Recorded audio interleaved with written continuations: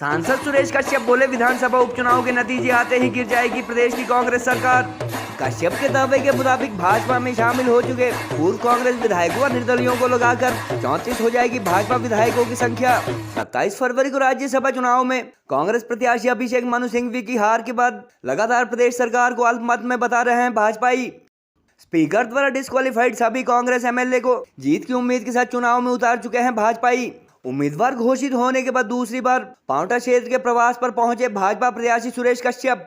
मोदी सरकार द्वारा 11 करोड़ 80 लाख किसानों को सम्मान निधि, भारत के 5वीं सबसे बड़ी इकॉनमी बनने व राम मंदिर निर्माण को बताया बड़ी उपलब्धि। शिमला के लोकसभा सांसद एवं भाजपा प्रत्याशी सुरेश कश्यप आज सिरमौर जिला के पांवटा हलके के 2 दिवसीय प्रवास पर पहुंचे और इस दौरान उनके साथ पूर्व मंत्री एवं विधायक सुखराम चौधरी सहित क्षेत्र के कई भाजपा नेता मौजूद रहे। बातचीत में कश्यप ने लोकसभा चुनाव के साथ साथ 4 जून को हिमाचल की 6 सीट पर बाई इलेक्शन के रिजल्ट आते ही प्रदेश की कांग्रेस अथवा सुक्खू सरकार के अल्पमत में आने अथवा गिरने का भी दावा कर डाला।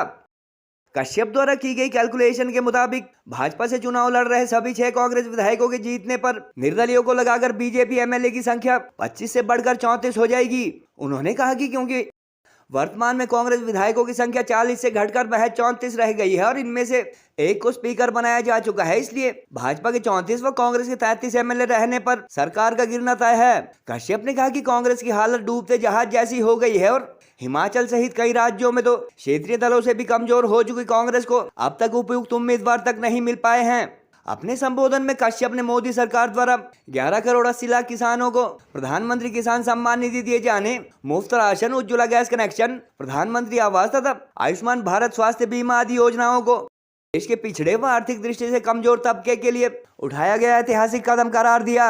उन्होंने कहा कि प्रधानमंत्री नरेंद्र मोदी के 1 दशक के कार्यकाल में भारत के दुनिया की 5वीं सबसे बड़ी इकॉनमी बनने, राम मंदिर निर्माण, धारा 370 हटाने व सर्जिकल स्ट्राइक तथा एयर स्ट्राइक आदि से दुनिया में देश का सिर्फ गर्व से ऊंचा हुआ है। भाजपा द्वारा फिर से लोकसभा उम्मीदवार घोषित किए जाने के बाद आज कश्यप दूसरी बार पांवटा हलके में पहुंचे और इससे पहले कल वह रेणुका जी विधानसभा क्षेत्र की नौराधार तहसील के प्रवास पर थे। गौरतलब है कि गत 27 फरवरी को प्रदेश में सत्तासीन कांग्रेस के राज्यसभा उम्मीदवार अभिषेक मनु सिंघवी भाजपा प्रत्याशी हर्ष महाजन से हार गए थे और इसके बाद लगातार भाजपा नेता प्रदेश की कांग्रेस सरकार के अल्पमत में होने की बात कह रहे हैं। एक तरफ भाजपाई जहां आयोग घोषित होने के बाद बीजेपी के टिकट से इलेक्शन लड़ रहे 6 कांग्रेस पूर्व विधायकों की जीत की उम्मीद के साथ सत्ता परिवर्तन का दावा कर रहे हैं, वहीं प्रदेश में सत्ताधारी कांग्रेस भी इनको हराने के लिए पूरा जोर लगा रही है ताकि महज 1.5 साल पुरानी उनकी सरकार सुरक्षित रह सके। आज अगर हिमाचल प्रदेश की बात करें, जो पार्टी जिसके पास 40 अपने और 3 इंडिपेंडेंट 43 का आंकड़ा था, राज्यसभा के चुनाव में 43 का उल्टा हो गया, 34 पर रह गया है। और आज जिस प्रकार से कांग्रेस के 6 विधायकों ने रिजाइन किया है, भारतीय जनता पार्टी में उन्होंने सदस्यता ग्रहण की है, 3 इंडिपेंडेंट जो विधायक हैं उन्होंने अपना इस्तीफा दिया है। ये आंकड़ा 9 हो जाता है। 9 उपचुनाव होंगे। 25 भारतीय जनता पार्टी आज 25 सीटों के साथ आज विराजमान है 25, और 9 भारतीय जनता पार्टी के विधायक फिर जीत कर आएंगे, आंकड़ा 34 हो जाता है। कांग्रेस पार्टी के आज 33 विधायक हैं, 34वें स्पीकर हैं।